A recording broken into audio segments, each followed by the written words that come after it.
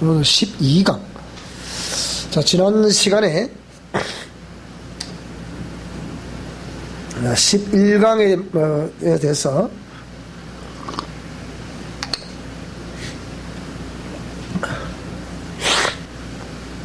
우리 말씀을 나누었습니다. 이게 우리가 이 성경의 제사법은 다름 아닌 우리 모두가 하나님께서 우리에게 주셨던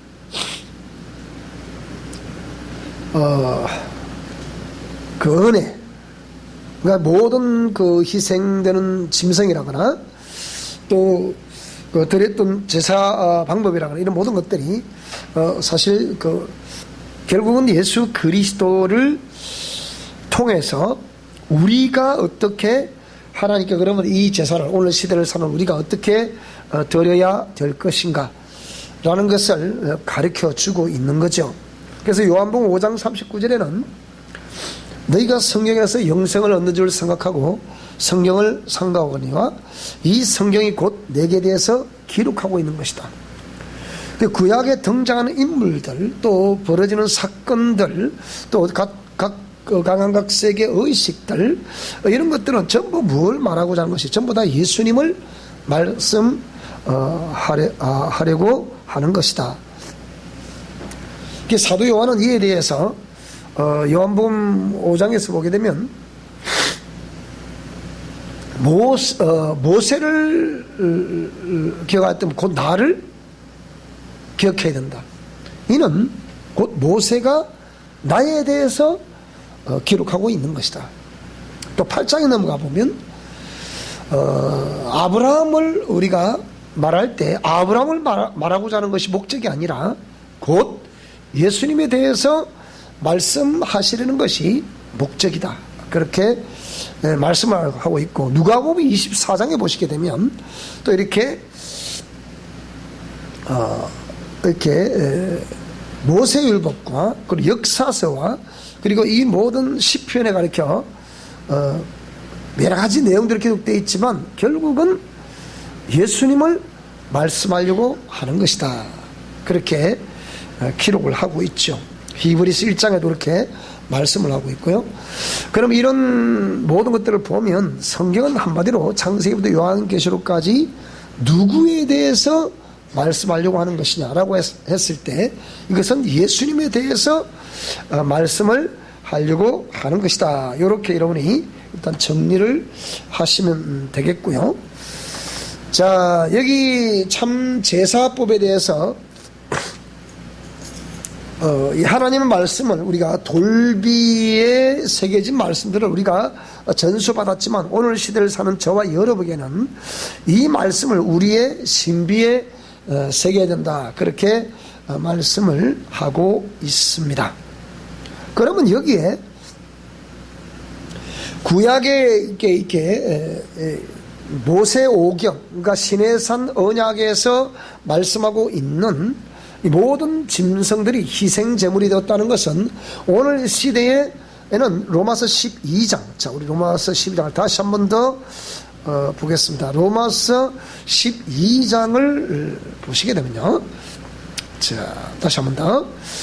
형제들아, 내가 하나님의 모든 자비하심으로 너희를 구원하노니 너희 몸을 하나님이 기뻐하시는 거룩한 산 제사로 드리라. 이는 너희의 드릴 영적 예배다. 즉 말하자면 구약의 제사는 신약의 예배로 대체가 됩니다. 그러면 구약의 제사 때 드려진 제물이라는 것은 우리가 예수 그리스도를 상징한다고 말했지만 지금 이 예배를 드리는 저와 여러분에게 있어서는 적어도 우리 몸을 하나님이 기뻐하시는 거룩한 산 제물로 드려라. 이렇게 말하고 있습니다. 다른 말로 해보면 구약의 모든 제물들은 사복음 시대, 그러니까 복음 시대에 보시게 되면 이것을 이제 모든 이제 목회자들이 이렇게 강의를 할 때 이 구약과 신약 뭐 이렇게 이렇게 이원화 시켜가지고 가르치다 보니까 그렇게 이제 약간 그러니까 뭐라 그래야 될까? 오류라 그래야 되겠습니까? 이게 이제 발견이 되는데요. 그것이 뭐냐면, 우리가 이 시대를 나눌 때, 자, 구약은, 예를 들자면, 이렇게 이제, 율법을 중심으로, 펼쳐졌던, 그러니까 역사를 말한다고 하면, 복음서는, 그러니까 사복음서는 예수님의 공생애를 중심으로 펼쳐졌던 시대죠. 그 역사를 말하고 있는 거죠.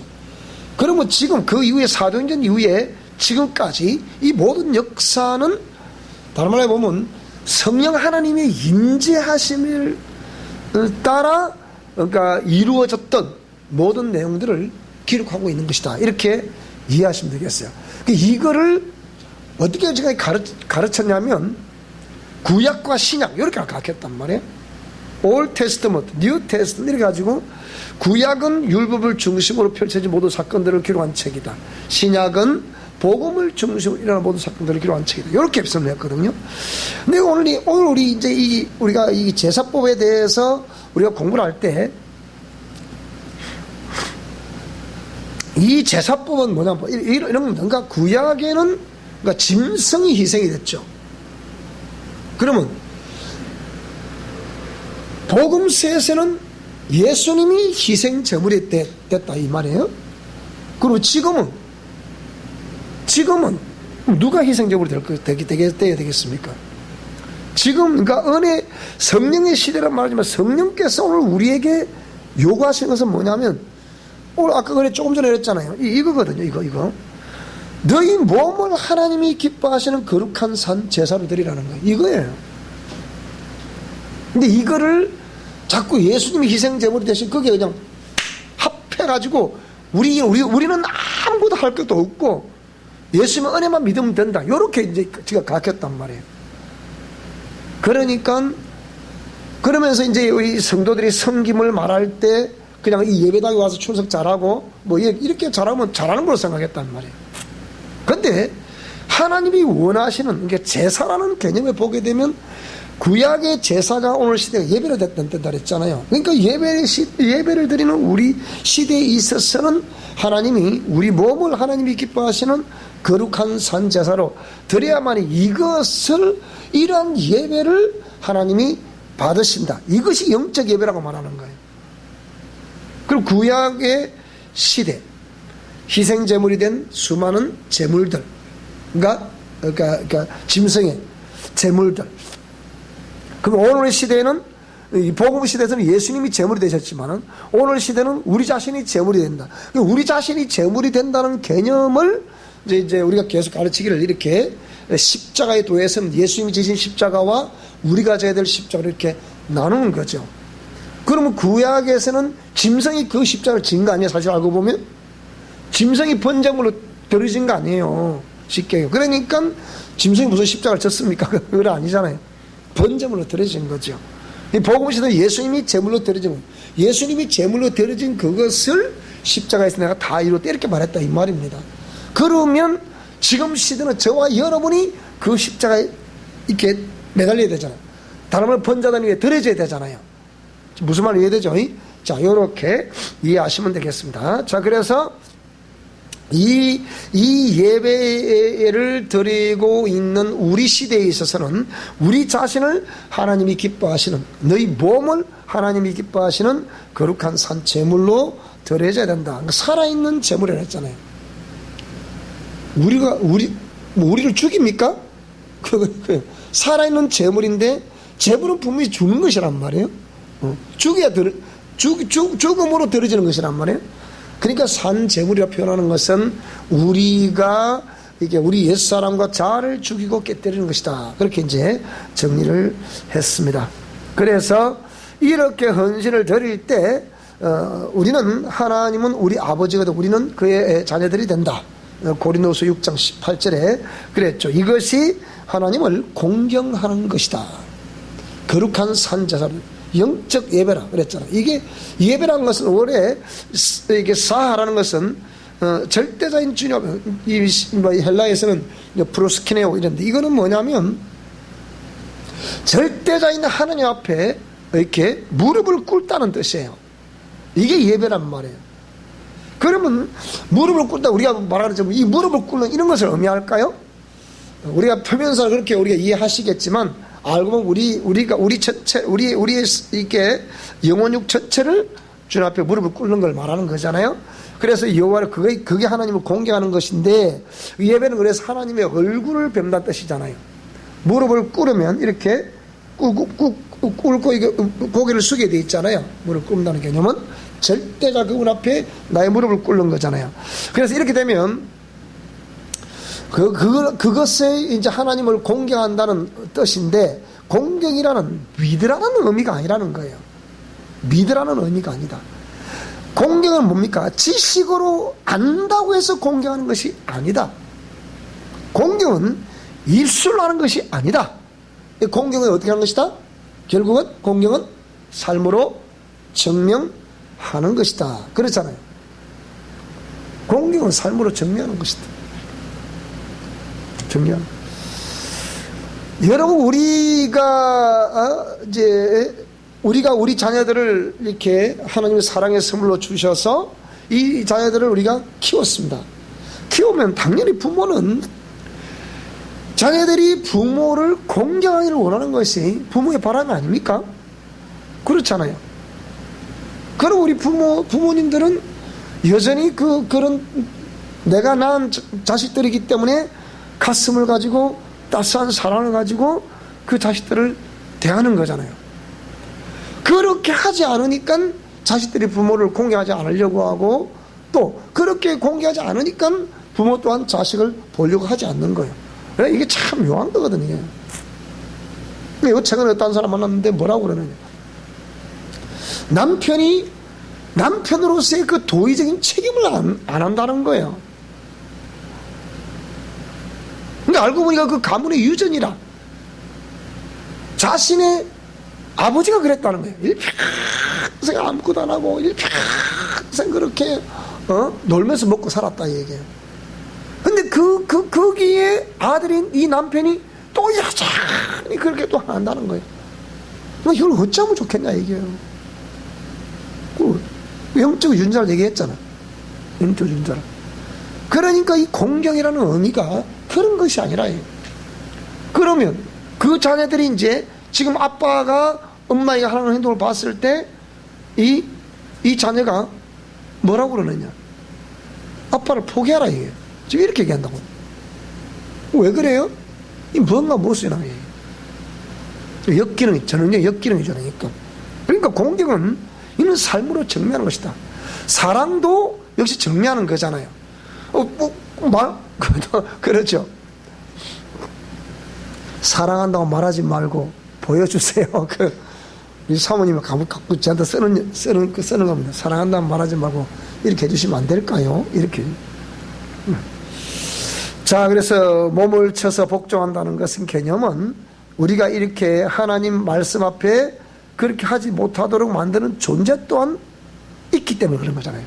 그래서 몸을 쳐서 복종한다는 개념이 여기에 이룩되어 있는 것처럼 내면의 큰 성 바벨론을 이렇게 제거해야 된다는 것이고 그 바벨론의 특성인 내면의 죄와 죄성을 씻어내야 된다는 것이고 거기에 종로로 타는 옛사람과 자아를 죽이고 깨뜨려야 된다는 것이고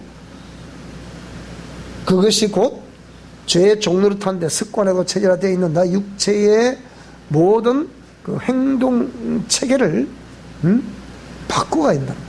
교정해야 된다는 거예요.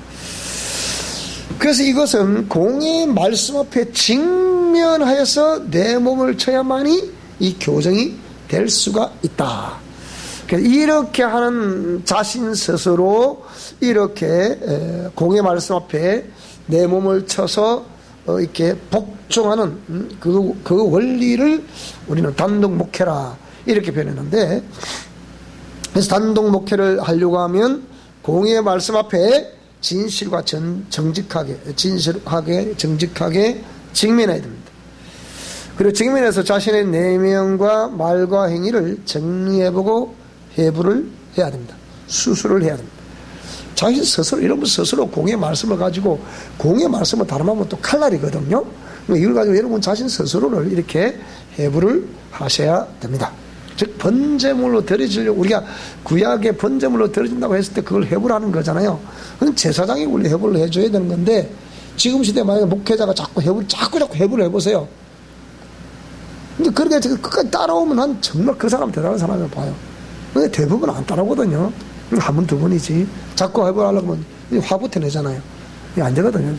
자, 그래서 여러분 스스로 이렇게 단독 목회를 잘할 수 있는 원리를 이렇게 정하니까, 우리 영성 실천 원리는, 그래서 이 단독 목회를 잘해서 하면 할수록 하는 것만큼 회복된다 그랬잖아요. 틀림없어요. 하는 만큼 회복되는 거예요. 여기서 만약에 대인관계에서 어떤 풀어야 될 매듭이 있다면 그건 반드시 풀으셔야 됩니다. 용서를 빌 건 빌어야 되고, 용서 받을 것도 받아야 됩니다. 그래야 엉어리진 게 사라지잖아요. 그 다음에 이를 악물고 우리는 공의 앞에 절대적으로 이렇게 무릎을 꿇어야 되죠. 그것이 곧 삶으로 증명할 수 있는 이제 교정을 통해서 삶으로 증명할 수 있는 발판이 되기 때문이다. 그래서 공의는 반드시 삶에서 증명이 되죠. 삶에서 증명이 되어야 그게 진리라는 것을 우리가 인정을 받게 됩니다.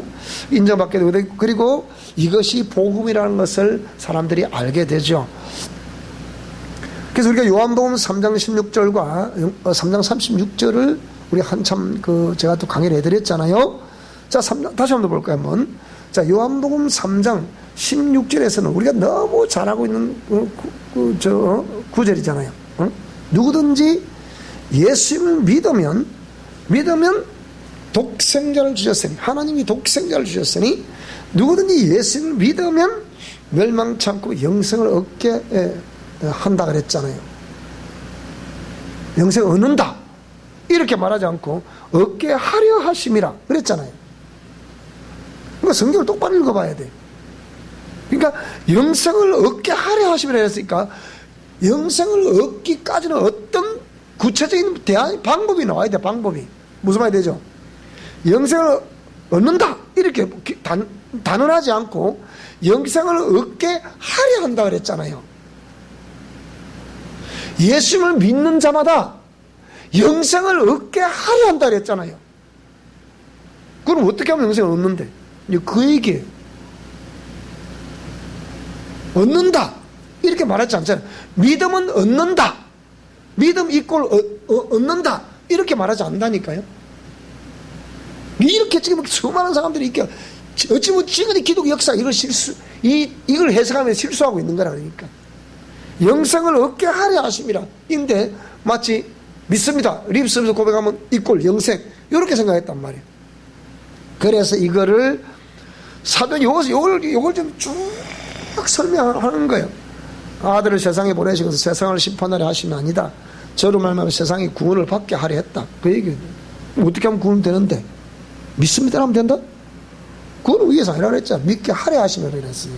그러니까 저를 믿는 자는 심판을 받지 아니하는 것이요 믿지 않은 자는 하나님의 독생의 이름을 믿지 아니하므로 벌써 심판을 받은 것이다. 그 정리는 이것이다 해서 쭉 보세요. 빛이 세상에 왔지만, 잘 들어보세요. 이 심판을 벌써 받은 것인데 그걸 3장 16절을 쫙 설명하고 있는 거예요. 지금 정죄는 이것이다. 그러면 어떻게 하려 하심이라 그랬으니까 어떻게 하느냐에 따라서 이게 빛이 정죄를 할 수도 있고 안 할 수도 있다는 거예요. 그렇죠, 그죠? 그렇게 돼 있잖아요. 그러니까 빛이 세상에 왔을 때 사람들이 뭐가 악하다고요? 따라 나의 행위가 악하다. 그래, 자기 행위가, 그러니까 빛이 왔는데 내 행위가 악함으로, 보세요, 빛보다 뭘 더 사랑했다? 지금 이거예요. 빛보다 어둠을 더 사랑했다는 이것이 얻게 하려 하심이라 했다. 요 답이요. 맞잖아요, 그죠? 얻게 하려 하심. 악을 행하기 때문에 빛을 미워해서 빛 앞으로 오지 않는다는 거예요. 왜 안 옵니까? 그런데 왜 안 온다고요? 악을 행하는 자마다 빛을 미워한다. 빛 앞으로 오지 않는다. 그 왜 그래요? 빛 앞에 오면 자기가 악하다는 것이 드러나요, 안 드러나요? 그 행위가 드러날까 한다. 그러니까 이미 이 안에서 이중 삼중의 감정 체계와 인격 체계가 휙휙휙 돌아가고 있는 거예요 지금. 진리를 쫓는 자는 빛으로 온다. 오히려 왜? 이는 그 행위가 하나님 뭐라 그랬어 지금? 이는 그 행위가 하나님 안에서 뭐하고요? 그렇게 했기 때문에 당당하다는 거예요. 이게 무슨 말씀이 됩니까 이게 지금? 당당하다는 거예요. 그래서 행한 것임을 나타내려 한다. 그러니까 빛 앞에 그렇게 공의의 말씀 앞에 행한 사람은 거기에 대해서 당당하다는 거예요. 그렇죠, 그죠? 이것을 하나님이 자기 스스로 감찰할 수 있도록 감찰 기능을 주셨는데 그것이 뭘까요? 양심이라는 거예요. 그게 양심이라는 기능이에요. 그 영의 기능이라고 했잖아요. 그게.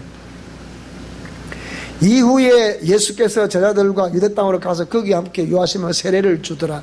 세례 쭉 이래가지고서 이제 이 뚝쭉 뒤에 맨 마지막에 나오는 거잖아요. 이게 보세요. 그래서 아들을 믿는 자는 영생이 있다. 마지막으로 정리를 하는데요. 거기에 대해서 정리를 하는데요. 아들을 믿는 자는 영생이 있다. 근데 아들을 순종하지 아니하는 자는 영생을 볼 수가 없다. 참 해석을 천국 못 간다. 그러면 이래 버리면 되는데 이걸 영생을 볼 수가 없다. 영생 안 된다. 또 그러면 되는데 영생을 볼 수가 없다. 이래 말하니까 이게 참 해석하는 게 참 그렇죠. 그죠? 아들을 믿는 자는 뭐가 있다? 영생이 있다. 그런데 아들을 순종하지 않으면 영생을 보지 못한다. 믿는 자가 영생이 있는 거니까 순종하지 않으면 영생을 못 본다. 영생을 없다. 그 말 아닙니까? 쉽게 하면. 그죠? 그래서 요 말씀을 여러분이 요한복음 3장 10절 대충 다시 한번 설명해 봤으니까 잘 정리를 하시면 될 것 같고요. 그래서 삶에서 증명이 돼야 진리가 되고 그것이 복음이 된다. 그래서 삶에서 증명되어야 다른 말로 보면 생명이 뭐라고요? 완성이 된다. 그래서 야고보서 2장 22절과 26절을 말했는데 행함이 없다면 그러니까 정말 그 말씀에 따르는 순종을 행함이라 표현한 거거든요. 그거에 따르면 자체가 뭐라고 이미 그거는 죽은 거다 표현하고 있는 거예요. 맞잖아요. 죽은 맞잖아요. 뭐로 표현할 건데 그러면 난 입술로 고백을 많이 했는데요. 그거 아무리 고백해도 소용없는 얘기라니까요. 그러니까 삶으로 증명한다는 것을 우리 영성적인 원리에서는 몸으로 나타난다 이 얘기거든, 그 얘기요. 그렇죠, 그죠? 그래. 자, 그래서 이제 마지막 2강에 넘어가게 되면, 그래서 우리가 이런 삶을 단독 목회를 통해서 삶으로 증명하는 이 삶을 계속 우리가 성령의 인도하심과 감동하심 따라 실천하는 삶을 살아갔을 때, 자, 희고 깨끗한 세마포 우리가 너무 잘 알잖아요. 희고 깨끗한 세마포 계시록이 22장 자, 결론적으로 희고 깨끗한 세마포는 누가 만들어야 된다? 따라서 내가 만들어야 된다. 희고 깨끗한 세마포는 내가 만들어야 된다. 그러면 만들긴 내가 만들어야 이게 지금 희고 깨끗한 세마포인지 아니면 이 먹물튀긴 오염된 세마포인지 우리는 모르잖아요. 그런데 그 희고 깨끗한 세마포를 마지막으로 준비는 내가 준비했지만 그 준비한 세마포를 가져와라. 그리고 입으라고 마지막에 명령하신 분 누구예요? 그분은 신랑 대신 그분이잖아요. 무슨 말씀이 되죠? 자, 그래서 여기에 희고 깨끗한 세마포 이거는 그래서 인생의 성적표다. 이걸 또 뭐라 그랬어? 다른 말로 이거 뭐라 그랬어? 이거를 신앙의 성적표다. 그래서 표현하는 거예요, 그게. 여러분은 무슨 여러분들 골탕 먹으려 하는 얘기가 아니고 왜 뭐 한다고 이런 걸 내가 골탕 먹으려 하겠습니까? 이게 성경의 이게 진리라 이게 공의 말씀이라. 그래서 이 인생의 성적표다. 다른 말로 하면 뭐라고 이게 신앙의 뭐라고 이게 성적표라는 거예요. 희고 깨끗한 세마포가 인생의 성적표고 신앙의 성적표다. 그래서 지금 나의 모습은 내 인생의 성적표, 신앙의 성적표다. 나의 환경은 내 인생의 성적표고 내 신앙의 성적표다. 그러니까 여러분 아무리 우리가 백문이 아무리 말을 그냥 막 미사역을 꿈에서 그냥 그냥 출중하게 이렇게 말을 한다 하더라도요. 그래서 말이 필요 없다 그랬잖아 제가. 말이 필요 없는 성적표란 것은 말이 필요 없는 거야. 내가 오늘 낮에 이렇게 뉴스를 잠시 이렇게 이렇게 책을 쓰는 가운데 이 뉴스를 탁 지나가는데 수능이 지나가더라고요. 올해 수능 만점 받은 아이들이 16명이래요. 그 중에 이 김해 외국어 고등학교에 다니는 아이가 만점을 받았어요. 근데 지금 그 아이 때문에 지금 방송은 지금 난리야 지금. 그런데 이 아이의 사연이 참 재밌어요. 재밌다고 그러니까 역시 참 대단하다 싶어요. 아빠가 중학교 때 돌아가셨어요. 그래서 그 힘든 가정에서 특별 보호 대상, 가정이 형편이 힘들어가지고 그런 보호 대상에서 이렇게 이제 근데 공부는 잘하게 됐죠. 중학교 때는 이렇게 썩 잘하지는 않았지만은 한 10등 전교 10등 전후 원래 80등 좀 했대요. 근데 이게 내일서 이제 엄마가 이렇게 고생한다 내일에 되겠나 해가지고서 열심히 해서 하여튼 10등 요즘 썩 잘한 건 자기 말로 썩 잘한 건 아니에요 그러더라고요. 그런데 이 고등학교 일단 외국 고등학교를 갔다는 자체가 그래도 머리가 영리한 친구잖아요. 그죠? 그런데 이 아이가 들어갔는데 이게 제가 기록이 났는데 167명이라 그러던가 전교에 167명 거기에서 내가 딱 시험을 쳤는데 166등인가 했대요. 6등이 5등을 했대요. 그러니까 한 명 뒤에서 꼴찌 다음을 했대요. 그래서 내가 공고로 가야 되나? 공고로 가서 공고로 그러면 머리 안 좋아서 가는 곳인가? 이 애가 말이 그래요. 하여튼 공고 가서 하면 오해하지 마세요. 그래서 내가 공고를 가야 돼서 내가 공부할 머리 아닌가 해서 돈을 벌어야 되려나 이런 생각을 했는데 그래도 담임선생이 격려를 많이 해주더래요. 그래서 공부하는데 공부해갖고 지금 이번에 이제 만점을 받은 거예요. 그래서 그것을 어쩌면 인간 성녀라는 그런 개념이겠죠. 그래서 장차 어떤 그런 이제 대학을 서울의 인문경학부라든가 어디 가든가 사회교육학부라든가 거기에 지금 원서를 넣어놨다 그래요. 자, 그런데 뭐라고 그러느냐? 그 꿈이 뭐예요? 그러니까 딱 두마다는 뭐냐? 검사가 되고 싶어 그러더라고요. 왜? 자기가 보니까 검사는 다 법을 집행하는 사람이다. 이렇게 얘기를 하는 거예요. 그래서 옳은 법을 집행해야 되기 때문에 검사가 되고 싶습니다. 이렇게 얘기하는 거예요. 저런 친구들이 다 지방에서 딱 올라오면 형편 어렵죠. 올라오면 딱 운동권 애들이 딱 살았거든요. 잡아 세뇌를 시켜가지고 완전히 골수 자판을 만들거든요. 이게 무서운 거야 이게. 그러니까 보면서 그래 네가 이제 앞으로 진짜 이제 인생 지금까지는 어쩌면 좋았는데 지금부터 이 아이는 미래가 결정이 됩니다. 일단은 좋은 대학고 서울대학을 들어가겠죠. 거기서 누구를 만나느냐에 따라서 이 아이 인생은 앞으로 이제 이쪽으로 가는 한쪽으로 가게 돼 있거든요. 자, 그래서 그걸 모습 보면서 참 대단한 성적표를 일단은 중간 그 인생을 보면 이제 20살 때인데 이제 초기 성적표라 그래야 되겠습니까? 초기 성적표가 이제 그래도 대단한 참 이렇게 성적표다. 이런데 이 친구 만약에 이제 대학을 졸업하고 또 사회를 진출을 하고 이래서 이제 중간 성적표가 나오겠죠. 제 나이쯤 되면 이제는 마지막 성적표가 나오겠죠. 저도 아직까지 마지막 성적표 아직 안 받았잖아요. 좀 이따 받아야지 이제. 여러분도 지금 받으셔야 됩니다. 초기 성적표냐 아니면 중간 성적표냐 뭔 성적표. 근데 이 아까 뭐라 그랬어요? 이거 첫째 시험을 쳤는데 꼴찌 다음을 했다잖아요. 보세요. 근데 그 정신을 차릴 때 내가 이렇게 잘 안 되지. 엄마가 이렇게 고생하셨는데 그랬는데 오직 엄마를 위해서 공부했다는 거니까 맞아 안 맞아? 이거 맞잖아. 그러니까 이를 악물고 공부했다는 거예요. 그러니까 먼저 봤다는 거예요. 자, 인생 성적표. 근데 지금 여기는 우리가 인생 성적표가 우리 곧 신앙의 성적표라고 그랬잖아요. 신앙 성적표. 자, 아름다운 성적표를 남길 수 있도록 우리 최선을 다합시다. 다 합시다. 아멘 안 할게요? 끝까지? 아멘 안 할게요?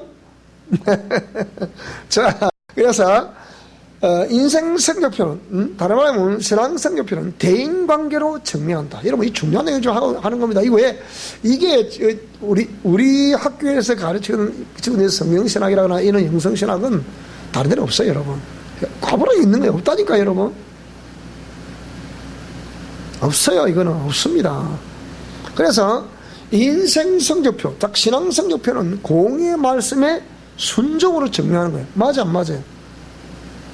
거기에 낫게 돼 있어요. 우리는 하나님 믿는, 기본적으로 하나님 믿는 사람들이잖아요. 인생 성적표를 하더라도 우리는 하나님 믿는 사람이잖아요. 그러니까 하나님 믿는 사람은 원래 헤브라이즘 개념에서 영과 혼과 육의 이 체계를 하나로 보는 거거든요. 그렇기 때문에 제가 이게 얘기를 하는 거예요, 지금. 영성신학자들은 다 이걸 이렇게 전하거든요. 자, 그러니까 인생 성적표, 신앙 성적표는 진실과 정직으로 증명합니다. 여러분 이게 부끄러운 거 아니에요. 부끄러운 거 아니라니까요. 이렇게 못하는 거에 대해서 우리가 부끄러워해야지, 이걸 제가 사실 잘 못하고 있습니다. 이게 부끄러운 게 아니라니까, 여러분. 부끄러운 게 아니에요. 그 다음에 인생 성적표는 삶의 결과로 증명한다. 제가 이 우상숭배의 부정적인 영향력 이런 것들을 제가 참 파악을 하고, 우리 처음 온 친구도 이런 얘기들을 내가 탁 던지니까 고개를 하는 거예요. 그래서 삶의 결과로 그러니까 이 다들 우리 때 지금 제가 쓰는 아까 여기에 여기인가 지금 여기 보세요. 여기 이제 이거 왜 많은 사람들이 기독교로 오지 않나 했을 때 오늘 이걸 썼거든요. 이방 종교의 영향력이다. 이방 종교의 영향력 때문에 그런다. 에드먼드 버커는 인간은 종교적인 동물이다.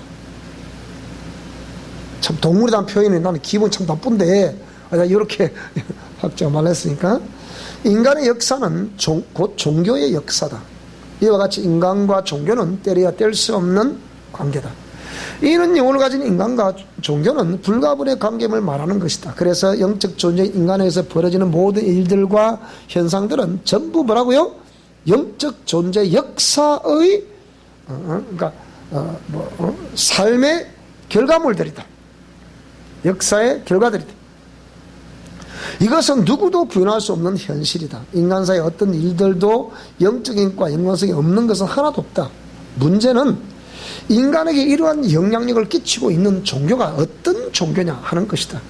영적 세계가 없다고 단언하는 사람들은 별것 아니라는 생각이 들지 모르겠으나 약 30년 이상을 치유와 악한 영들을 쫓아내는 축사사역을 해온 실질적인 사역자의 입장에서는 이것을 예사로 여기는 사람들의 수준은 유치한 수준이라고 생각합니다. 단호하게 얘기했습니다.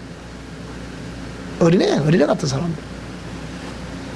한국에서 가장 강력한 영향력을 끼치고 있는 종교는 불교다. 기독교인들은 기독교가 한국에 들어온 지 약 130년밖에 안 되었음에도 기독교인들이 믿는 하나님이 참신이라고 말한다. 그것도 그럴 것이 한때 한국 기독교가 흥황할 때 국민의 4분의 1인 1200만이 기독교인이라고 말할 때가 있었다. 그러나 통계청의 조사에 의하면 만 15세 이상 된 자로서 자신의 의견을 객관적으로 말할 수 있는 자들을 대상으로 조사한 결과 약 26%가 불교도다. 반면 기독교 약 17%가 된다는 통계를 내놓았다. 그래서 이제 우리 지역의 요걸 대충 우리 가문과 우리 지역을 썼고요. 내가 어릴 때 진주에는 불교 정신으로 세워진 해인중학교, 해인고등학교가 있었다. 제가 이 동명중학교를 나왔잖아요. 이게 전신이 해인중학교거든요. 이는 다분히 합천 해인사의 영향을 받았다는 것을 직감할 수 있는데, 이는 설립자의 정신이 당연히 불교의 영향력을 받았음을 의미하는 것이다. 나는 이 중학교 후신인 동명중학교를 나왔다. 여기 또 이제 또 미얀마 우리 선교지 세다군 파고다 황금 사원을 얘기했고요. 자, 그래서 하여튼 이런 또 이제 그 다음에 이제 여기 또 불교 못지않게 오랜 기간 동안 영향을 끼쳐왔던 종교의 이 단어는 이제 유교를 좀 쓸 거예요. 이제 쓸 건데, 자, 이렇게 해서 이게 우리가 지금 인생 성교표는 삶으로 정면하는데, 이런 우상숭배를 국교로 삼았던 우리 대한민국에서 우리가 이렇게 해서 이걸 깨닫고 당대에서 이렇게 실천해 간다는 감으로 인해서 하나님께 많은 정말 상을 받을 수 있는 이렇게 한다는 게 이게 쉬운 것은 사실 아니잖아요. 그렇다고 해서 방치하면 여러분이 방치해버리면 여러분 후손도 가능성도 없어. 그러니까 우리가 왜 자손 천대이르로 복을 받으라고 하나님 말씀하십니까? 이런 것들을 전수를 해서 자손 천대의 복을 받을 수 있도록 해야 된다는 거잖아요. 그러잖아요? 해야 되는 거다. 그래서 인생성적표는, 즉 신앙성적표는 상급과 영생으로 직결된다. 둘러가는 방법도 없어요. 이건 바로 다이렉트로 다이렉트 가는 거예요. 자, 그러면 이 중에서 신앙의 성적표 이제 살펴봅시다. 신앙의 성적표라고, 성적표, 인생의 성적표, 곧 신앙의 성적표이기 때문에 이것은 반드시 돌비와 신비에 새겨진 말씀을 어떻게 생각하고 어떻게 대하며 또 어떻게 이 말씀을 따라 우리가 인식하고 살아가느냐에 따라서 신앙의 성적은 매겨지게 되겠죠. 그래서 순종이 제사보다 낫고 듣는 것이, 잘 보세요. 우리 자 사무엘상 15장 22절 한번 보겠습니다.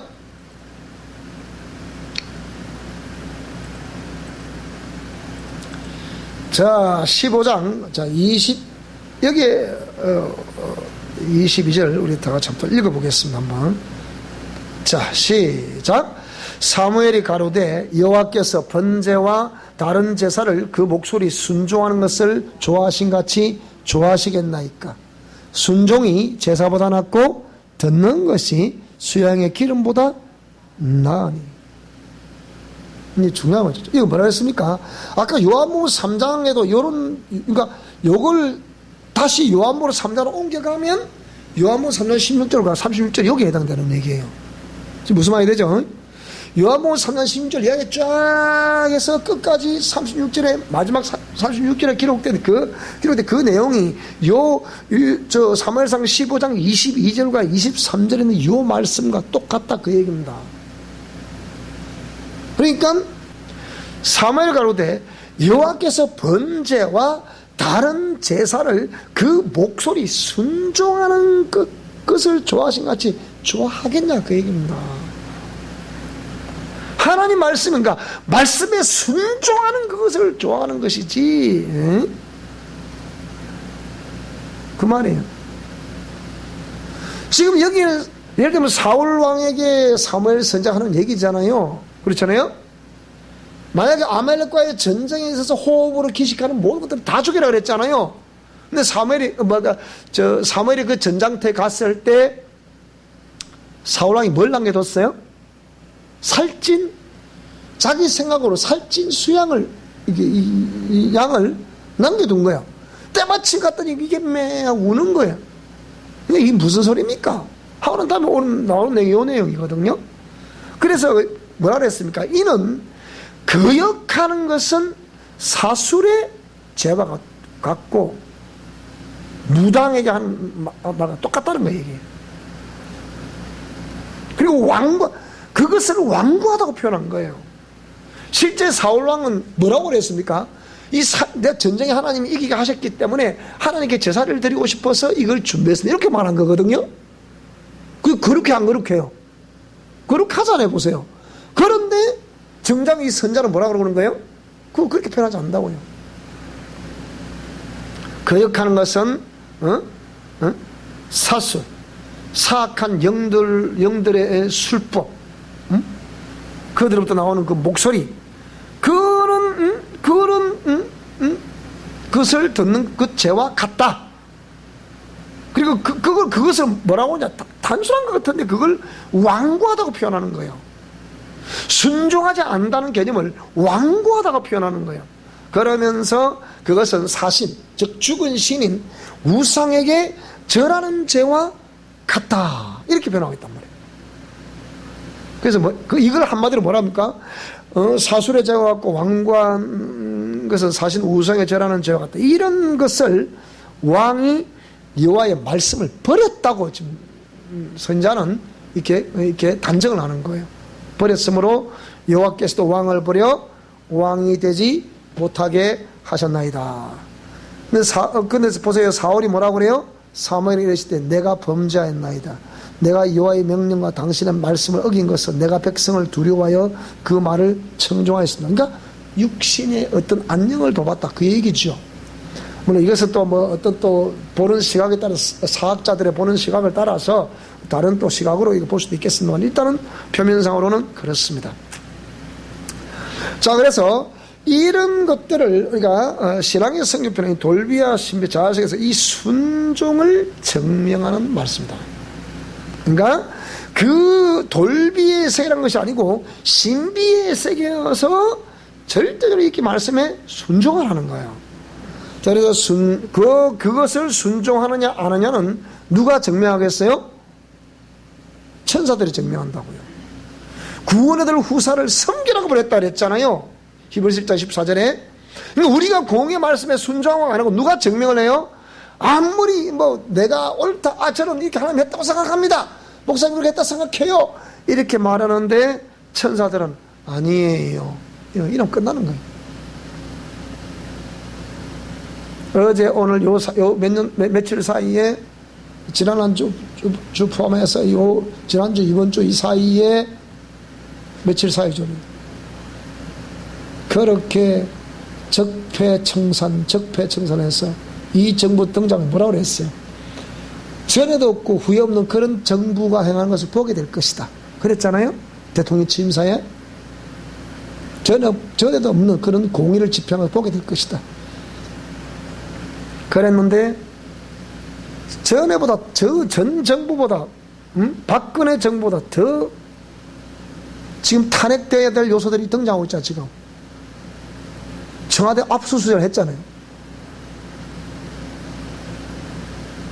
여러분, 이게 보통 문제 아닙니다. 이거 그것도 민정수석실을 압수수색하는 거야 지금. 왜 그래요? 근데 이걸 보는 눈이 없다고. 그래도 방송에 지금 나옵니까? 방송에 별로 안 떠들어. 아침에 브레이킹 뉴스 뜨더라고요. 아침에 보니까 아침 8시 몇 분인가 뉴스에 보니까 뜨더라고요. 그렇게. 그런데 말 안 한다고. 그러니까 이는 반드시 우리가 행하지 않고 옳고 그름은 천사들이 정리합니다. 참 그래서 좋긴 좋은데, 여러분이 그러니까 이 천사들을 알고 천사들을 많이 부리시기 바랍니다. 그럼 천사를 부리면 우리가 그 짓을 행할 수 없잖아요. 그의 천사가 정리한다 그랬잖아요. 마태복음 18장에도 나오잖아요. 아이들의 천사. 내 아이들 내려오서 금하지 마라. 이 아이들의 천사가 하늘에서 누굴 뱀다고요? 하나님 낯을 뱀다 그랬잖아요. 그러니까 오늘 저와 여러분의 천사를 하나님이 파수해 주신 건 좋은데, 그 천사에 의해서 우리 모든 행동 거지가 다 어떻게 해요? 전부 다 드러난다, 정리된다, 그 얘기예요. 자, 아름다운 내용들로 다 입력되시기 바랍니다. 그래서 소금과 빛, 그리스도의 향기와 편지로 정리가 됩니다. 신앙의 성적표라는 것은. 그렇죠, 그죠? 소금과 빛, 집안 모든 사람에게 비치게 하라. 교회의 모든 사람에 비치게 하라. 가정의 모든 사람에 비치게 하라. 직장의 모든 사람에게 비치게 하라. 그 얘기잖아요. 집안이라는 개념이 큰 데서 우주 속에서 교회잖아, 이게. 그런 개념을 말할 수 있고, 또 가정의 구성원 속에 믿는 나, 이렇게 말할 수 있고, 교회 안에 생명의 사람인 나, 이렇게 말할 수도 있겠고, 직장 속에 믿는 나 이렇게 말할 수도 있잖아요. 그게 소금과 빛이라는 거예요. 이거로 신앙성적표는 증명이 되는 거예요. 이렇게 우리가 다 늘 인식해서 제가 우리 학교에서 이 질문을 해봤어요. 여러분이 이 미션 코람되고 영성실천 원리를 지금 이제 3학차까지 듣고 있는데, 여러분들이 이것을 여러분 실제 삶에서 어느 정도 내가 항상 인식을 하느냐, 내가 질문을 했어요. 수업 시간에 질문했더니, 그러니까 저는 30%밖에 안 돼요. 30% 이렇게 얘기하는 거예요. 또 어떤 걸 질문하니까 한 50%? 네. 또 어떤 걸 질문하니까 80%로. 각자 달라요.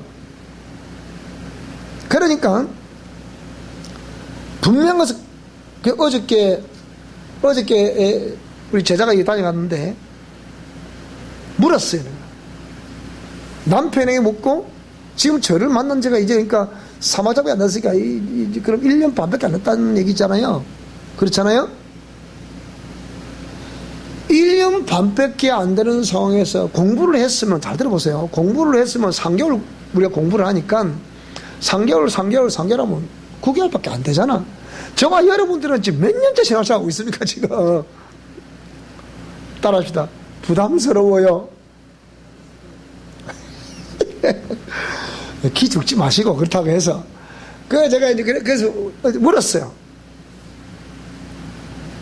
왜 이 사람 제가 매일 못 보니까, 우리는 매일 보니까 제가 알잖아요. 그래, 딱 대놓고, 딱 세워놓고 물었어요. 남편에게 묻겠습니다.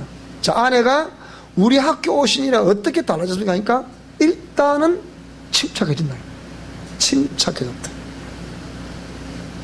이 무남 동력이기 때문에 자기가 챔피언이 항상. 엄마도, 엄마 이리 와! 그러면 안 된다니까! 엄마도 호되게 뭐라는 거야. 그 엄마가 뭐래? 요새 엄마가 뭐라고 그러냐? 우리 딸이 이렇게 변할 수가 없다는 거야. 딸이 가고 싶고, 다 가고 싶대. 가고 싶은 것은. 두 번째, 남편으로 그러니까 이렇게 침착. 그리고, 전에처럼 이렇게 행하지 않고, 이렇게 항상 이렇게, 뭔가 이렇게 배려한다는 그게 많이 느낀다는 거예요. 진짜 항상 일을 저주고 지 마음대로 하는데, 지금은 절대로 안 하는데, 이게 아내 앞에서 경계죠. 그러니까 남편이 이제 뭡니까? 절대로 자기 말하면 항상 싸워. 이게 뭐가 있다. 이게 뭐니까 남편 보통 피곤한 거 아닌가? 그러니까 예씨 하고 더 나가서 술을 더 마셨다는 거야. 그래 자꾸 말을 하면 막 이렇게 하니까 그것 때문에 나가서 술을 더 먹었다는 거예요. 근데 지금 어떠냐? 지금 그래 안 하니까 자꾸 자기도 내가 이렇게 하지 말아야 되겠구나. 자꾸 그 생각이 든다는 거야. 그거 바로 그거라니까요. 이렇게 하지 말아야 되겠구나. 아들 둘째 아들인데 아들이 볼 때 어머니 어떠냐 하니까 어머니가 굉장히 부드러워졌대요. 그래서 오늘 감사가 뭐 갔네. 제가 이걸 보면서 그렇구나. 역시 이 사람이 이렇게 학교에서 물었을 때 그 질문을 했을 때 이렇게 대답한 이유가 있었구나. 그래. 물론 뭐 지금 다 못했다는 건 아니에요. 그렇다고 해서 그렇게 의식하는 만큼 이 사람은 변화가 되고 있는 것을 가정의 구성원들이 지금 증명을 하는 거예요. 우리 이선이 저기 앉아있지만은 엄마 아빠가 그래요. 주셔서 감사합니다. 감사합니다. 그러니까 증명해주는 거예요. 감사합니다. 여러분 생각해보세요. 아무런 거나 옵니까? 안 옵니다. 뭔가 변화된 뭐 없으면 안 와요. 우리 아들, 딸도 그렇잖아요. 얼마나, 엄마 세워놓고, 엄마, 아빠는 현실성이 있어요? 이랬거든. 이래갖고. 무슨 현실성이 있습니까? 이랬거든요. 엄마, 아빠는 잘하세요. 제가 서울 있다 다시 내려왔을 때, 내려와고 4년 지났을 땐가 5년 지났을 땐가 다시 연락이 왔더라고요. 오라고. 있던 교회로 오라고. 내가 물었어요. 아들, 딸들 앉혀놓고, 어땠으면 좋겠는데 다시 오라고 그런다야. 그러니까, 엄마, 아빠 가세요. 이러는 거예요. 엄마, 아빠 조심 가세요. 우린 안 갈 거예요. 지도로 여기 있다는 거라, 이제. 안 간다는 거예요. 그래, 나는 그랬어요. 그때 그랬죠. 아빠가 두 번 실수를 하겠냐. 지금까지 그랬다 치더라도 너희들이 결정하지 않으면, 동의해주지 않으면 아빠는 안 간다. 그래서 자살 때 가서 포기를 한 거예요. 안 간 거예요. 그때 가서 여러분 이제 내 못 만났을지도 모르지. 15년 전의 얘기입니다. 그래서 제가 서울의 대형교회를 선택한 것이 아니고 두 아이를 선택한 거예요, 사실. 그 때문에 내가 서울 안 간 거예요. 분명히 연락 왔었거든요, 다시 오라고. 근데 만나면 왔잖아요. 근데 안 갔다.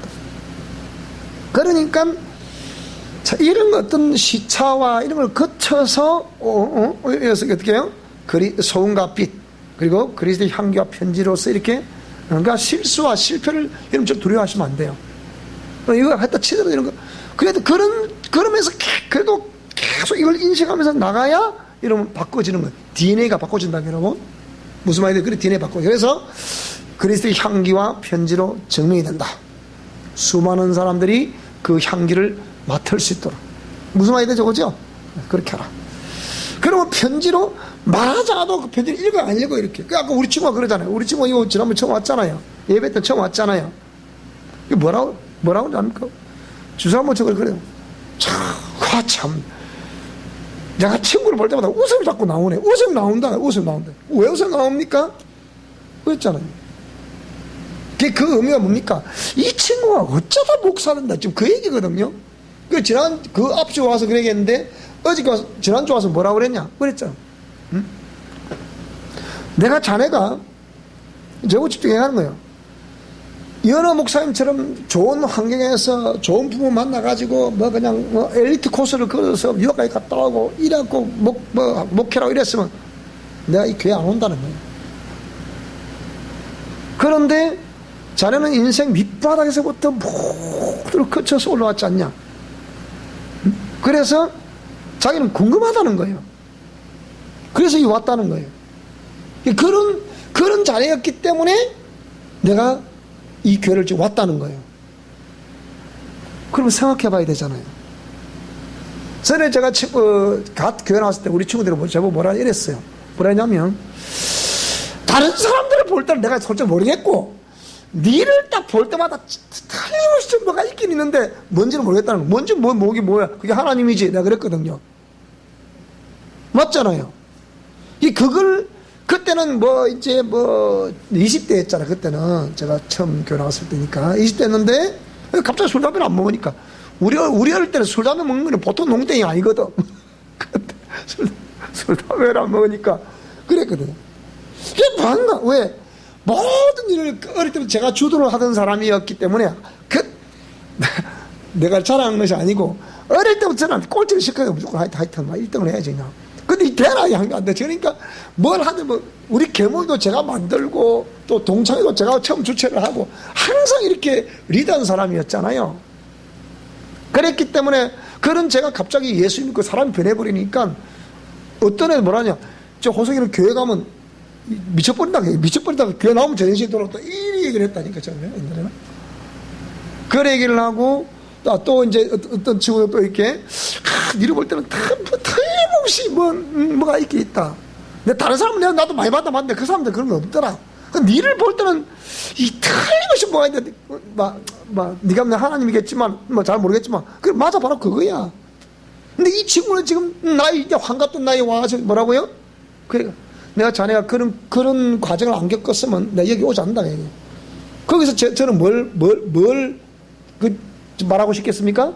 이 그리스도의 편지라는 거, 향기라는 거, 이걸 말하고 싶어요. 그래서 신앙 성적은 영생과 그래 직결이 되는 거예요. 그러니까 가만히 있어 오잖아, 보세요, 이렇게. 내가 이제 전도 방법, 이거 물론 우리가 입술로 전하는 것도 전도지만, 전도는 뭐라고요? 쇼, 보여주는 것이라 그랬잖아요. 이것이 결국은 사람 마음을 살 수 있는 거예요. 무슨 말이 되죠? 그죠? 그게 중요합니다. 그래서 이 반드시 신앙 성경표는 이게 대인관계에서 나타나야 되는 거든, 이게. 그렇잖아요. 대인관계와 삶에서. 그래서 삶을 강조할 수밖에 없는 거라. 그러니까 교회에서 삶을 강조하고 자꾸 어떤 신비적인 영역만 강조하면 그건 교회 기능을 안 하는 거예요. 잘못하는 거예요. 그러면 안 된다니까. 이런 삶을 살아낸 끝에 보장받는 게 뭡니까? 그게 결국 성적표에 의해서 천국을 들어가는 거잖아요. 이렇게 살아내면 그 사람 자동으로 천국 들어가겠어요? 못 들어가겠어요? 들어가지, 당연히 들어가지. 기본 우리가 이미 기본 등식은 가지고 시작하잖아요. 그죠? 예수님을 믿는 믿음 온 천하의 구원을 얻어맞다. 다른 이름을 주신 일이 없다. 예수님으로 간다. 그걸 믿잖아요. 그죠? 다 그런 기본을 가지고 간다고 지금. 그런데 그걸 요한복음 3장 16절과 여기 36절에서 그걸 좀 정리를 하고 있단 말이지 지금. 무슨 말이 되죠? 그죠? 지금 아까 사무엘상 15장에서도 그걸 지금 그렇게 정리하고 있단 말이에요. 그걸 좀 얘기하는 거예요. 그러니까 성적 우수에 따라, 여기 이제 성적 우수에 따라 새 예루살렘과 직결이 된다. 새 예루살렘 성 안에 거할 자가 있고 성 밖에 거할 자가 있거든. 또 나는 우리 성도들이, 우리 미션 코람들이 예루살렘 성 안에 거할 수 있기를 축복합니다. 이건 중요한 거예요. 이거는. 천국은 침노한 자가 빼앗는다 그랬잖아. 정말 여러분이 애쓰고 힘써, 이래 애쓰고 힘써 이렇게 들어간 거거든요. 새 예루살렘 성에는 뭘 애쓰고 힘썼다는 거예요? 공의의 말씀을 따라 살아가기를 애쓰고 힘썼던 자들. 주님 얼마나 기뻐하시겠어요? 생각해 보세요. 근데 여러분 우리가 이렇게 말하니까 저 미션 코람대회에서는 그럼 행위 구원을 강조하는 것이구나. 하여튼 누가 그렇게 가르쳐서 그렇게 희한한 나라를 만들어 놓을까? 자, 무슨 말씀이 이해되죠? 그죠? 자, 이 3번 4번은 다음 주에 하기로 하고요. 오늘 여기까지 하도록 하겠습니다. 자, 희곡 깨끗한 세마포 12강 12-1 희곡 깨끗한 세마포 오늘 여기까지 하고 다음 주 이어서